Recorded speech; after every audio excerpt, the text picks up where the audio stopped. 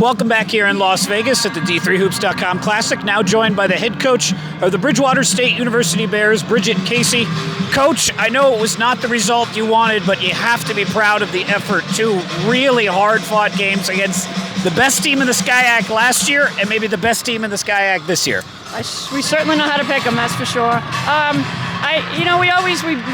We thrive on playing tough teams. We want to be at that next level, and sometimes you're going to take some losses. But super proud of how my team competed, how they fought. Obviously, what sticks out as a coach, the 31 turnovers last night. Got it down to 18 today, so great. But even some of those 18s, there were in kind of key moments that kind of hurt us. And same thing with the offensive rebounds. It's been a struggle for us, and we had 28 last night and a 2-point overtime game. Yeah. And to give somebody 28 extra chances is tough. We cut that down in half today to 14. So we picked certain areas we're trying to get better at, and that's firmly we are. And our zone, half-court zone, just kind of really started doing it last couple of weeks. I'm usually a man-to-man type of a coach, but we started doing that, and it's I think going to be something that we can go to. Full court pressure too. If I have the right personnel in there, we can kind of get some quick steals. But love the fight in them. They never give up. Now it's how can we get them to start on match the other team, and then just taking care of the ball, even if it's a miss, like it's a good shot, and then it's a bad shot, and then leading now to us chasing them. So we still have a lot to work on, but super proud. And we're going in the right direction. Yeah. You mentioned the schedule. You played Amherst, Rhode Island College, Babson, Brandeis, Whittier. You're going to play. You get off the plane. I'm like, well, at least they get into conference play. You play Smith in like 48 hours. Yeah. Talk to me about your non-conference scheduling approach. So again, to prepare us for conference play, we strive to be like a regional top, powerhouse. So to get there, you got to compete with some of these teams. Last year it worked out for us. We had a winning record against a lot of those teams. Yeah. And this year we lost a lot to graduation, and we're still trying to find our way. And I think we'll be all right. But just you gotta play the best to get better. And I think even these losses, we're learning from them, and then we can take that into conference play and run with it. Well, I know you graduated maybe the best player you've ever had in Grassy, and on top of that, you had like all of the conference honorees, and you had 4 upperclassmen.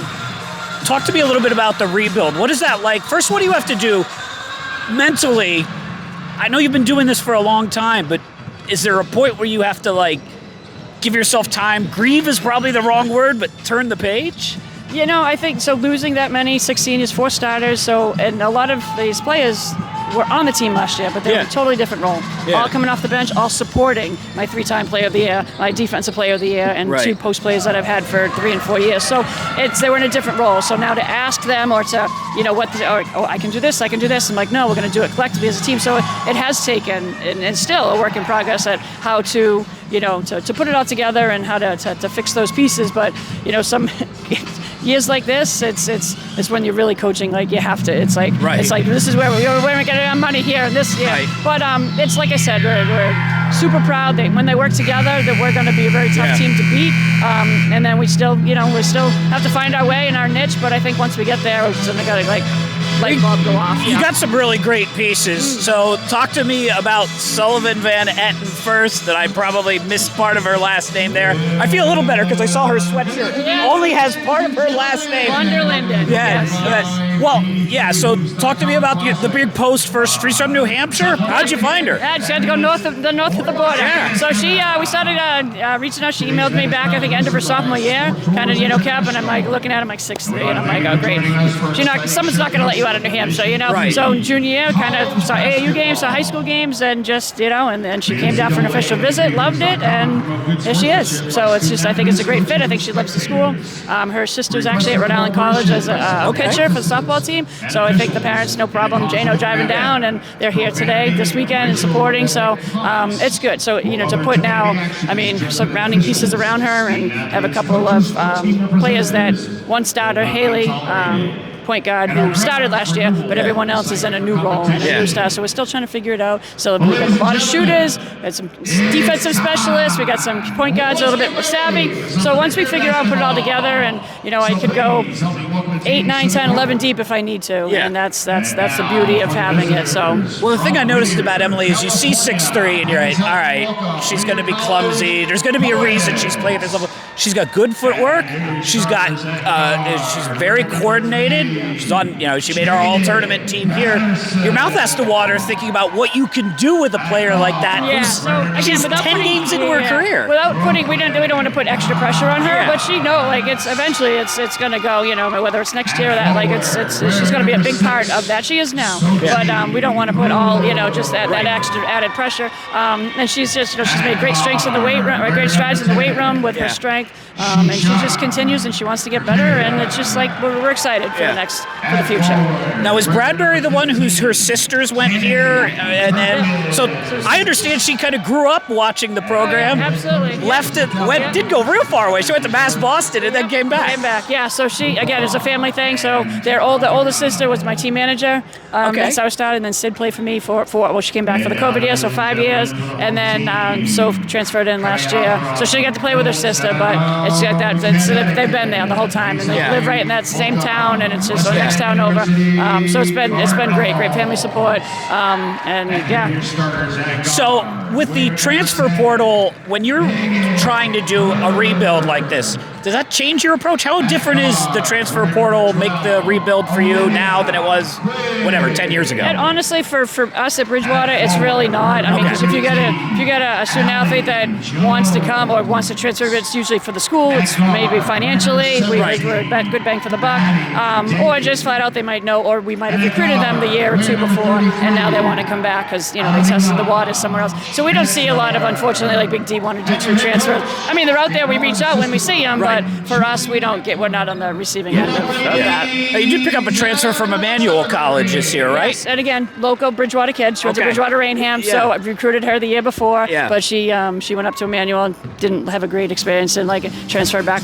Came back home and transferred home. So one of my favorite one of these interviews we ever did. This won't run 20 minutes, but that one did. Joe Faroba, head coach of the men's head coach. You guys have had so much success there, and you've been there for so long. What makes Bridgewater State such a special place? I think when I first started, they were very kind of family. I didn't have any kids at the time, pre-kids, very family-oriented, and it was super close to home. And then started having kids of my own, and I was in a certain area. We live in Mansfield, great school system for special ed and things like that. So me personally knew I didn't want to travel very far. So have there been opportunities to go elsewhere and assistant D1? Yeah, sure, but I love Bridgewater. It's a great family atmosphere, and I think that the big thing for me is when they're division, they're like student athletes, and it's just they strive so much on the student, and it's really, really awesome to see the growth and maturity, not on the basketball court, but as they go through school, and then that's our hope is they're successful in life. So, and you had a lot of fan support here. We did. Who all came? Yeah. So Emily's parents came down from New Hampshire. Okay. Maria Gallagher's family was here. Bradbury's were here. Bridget O'Sullivan, Van Natten's family was here. So, and then there's kind of uncle, my cousin and uncle flew over from California to come just day visit the other day. Nice. So it's been very nice. We're very lucky to have that support.